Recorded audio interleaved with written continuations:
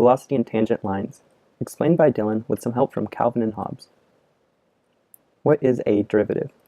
In general, the derivative of a function describes the instantaneous rate of change of a function at each point on the function, as long as the function is differentiable in all values of its domain. How is a derivative found? We found as the change in f of x divided by the change in x of a function across two very close points. So the derivative of a function f of x is equal to the change in f of x divided by the change in x as the change in x becomes infinitesimally small. So you can write the derivative of a function f of x as the limit as h approaches 0 of f of x plus h minus f of x over h. So uses of derivatives. Why is a derivative useful? Recall that a derivative describes the slope of a function. Thus, if we have a function that describes a particle's position as a function of time, the function's derivative at a time is the particle's change in position over change in time over an infinitesimally small time period, which is its instantaneous velocity. The ability to find a function's instantaneous rate of change is immensely useful in the field of physics. Tangent lines versus secant lines. A tangent line is a line that touches a curve at a point. Its slope is the derivative of the curve at that point, or the curve's instantaneous rate of change at that point. So a secant line is a line that connects 2 points on a function that are not infinitesimally close. The slope of this line is the function's average rate of change between the 2 points. Velocity, the rate of change of position with respect to time. And the velocity can be found as the derivative of position with respect to time. Hobbes the tiger was enjoying a long nap until Calvin woke him up. Calvin runs away immediately, and it takes some time for Hobbes to catch him. The positions of Calvin and Hobbes are given by the functions x sub c of t equals t cubed over 4 meters and x sub h of t equals t cubed over 2 minus 9t squared over 2 plus 27t over 2 meters, where t is measured in seconds. What will Hobbes' speed be when he finally catches Calvin? So it might not immediately be clear how you solve this problem because you don't know what the speed of either Hobbes or Calvin is, but you do know their positions. So answering the question, first you want to write out the known and unknown variables. So what we know is the position of Calvin at any time and the position of Hobbes at any time. What do we not know? We don't know the time when Hobbes reaches Calvin. We don't know Hobbes' velocity when he catches Calvin. So to solve this, we can find when Hobbes reaches Calvin. That'll give us a time that we can use to find Hobbes' velocity. So we know that Hobbes has reached Calvin when they have the same position. So we can set the position functions for Hobbes and Calvin equal to each other.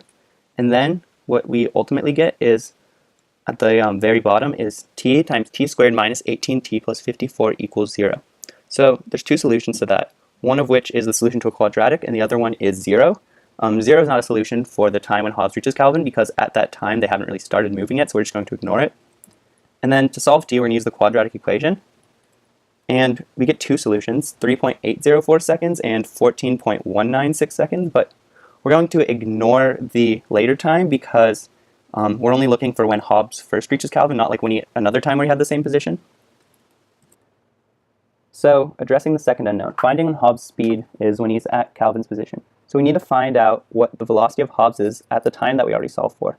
So to find Hobbes' velocity as a function of time, we take the derivative of his position function using the power rule, and then we plug his time into that velocity function, which will yield his velocity when he's at the same position. Calvin was having a great night until he heard noises coming from the monster under his bed. In response, Calvin fires a dart from his spring-loaded dart gun, which causes its spring to oscillate horizontally. The horizontal position of the end of the spring is given by the function x of t is equal to 5 sine t meters. Find all times when the velocity of the spring is negative 2.5 meters a second. So what we're going to do here is very similar to what we did for the other problem, which is we're going to find the velocity function by taking the derivative of the position function. And we're going to use the limit definition of the derivative just to get some practice. So we have the limit as h approaches 0 of 5 sine t plus h minus 5 sine t over h. And it's hard to find the limit as h approaches 0 of this because you can't divide by 0. You're going to get something that's undefined. So what you do have to do is you have to use the trigonometric identity for sine of a plus b. And then you replace the sine of t plus h into 5 sine t cosine h. So you can factor this into 5 sine t cosine of h minus 1 plus 5 sine h cosine t over h. And you can actually, there's a rule that says you can split that into two different limits. So although we split this into two limits, it's still very hard to find the limit as h approaches 0 because we will be dividing by 0, which is something that we cannot do. So what we need to do is use these identities of the limit as x approaches 0 of 1 minus cosine x over x equals 0, and the limit as x approaches 0 of sine of x over x equals 1. And because these are factors in each of our limits, we can substitute the values of 0 and 1 into our two limits. So what we get is negative 5 sine t times 0 plus 5 cosine t times 1 is equal to the velocity function, which is 5 cosine t. So The question asks, at what time will the spring have a velocity of -5/2 meters a second? So since we found the velocity function, we can set it equal to -5/2 meters a second. And if we solve for the time at which 5 cosine t equals -2.5 meters a second, we get two solutions. On the domain of 0 to 2 pi, t would equal 2 pi over 3 and 4 pi over 3. And over the domain of all real numbers, t equals 2 pi over 3 plus 2 pi n seconds and 4 pi over 3 plus 2 pi n seconds, where n is an integer value. Spaceman Spiff is navigating his super-fast spaceship through an asteroid belt by following a parabolic trajectory represented by the equation s of x equals x squared astronomical units. If Spiff can see in the line parallel to his spaceship, what will his position be when he can see the planet Xif? Locate the coordinate 100 astronomical units, 50 astronomical units. We can represent this graphically by placing Spaceman Spiff at a black point that's shown at the very bottom, which is located along his parabolic trajectory. And his line of sight is going to be the line tangent to his trajectory. And ultimately, we want the planet located at the point 150 to be within his line of sight. So what we know is that Spiff's ship's trajectory is described by the equation f of x equals x squared, and that the slope of the line tangent to Spiff's position is equal to 2x, where x is Spiff's position. And we know that the slope of the line between Spiff's ship and the planet Xif is the change in y position between the y position of the planet and Spiff's y position divided by the change in x between the planet's x position and Spiff's ship's x position. So when the slope of the tangent line is the same as the slope of the line connecting Spiff's ship to the planet, we know that Spiff will be able to see the planet Xif because the equation describing his line of sight will have the coordinates of the planet as a solution. Once we rearrange some of this algebra, we get 200x minus 2x squared equals 50 minus x squared.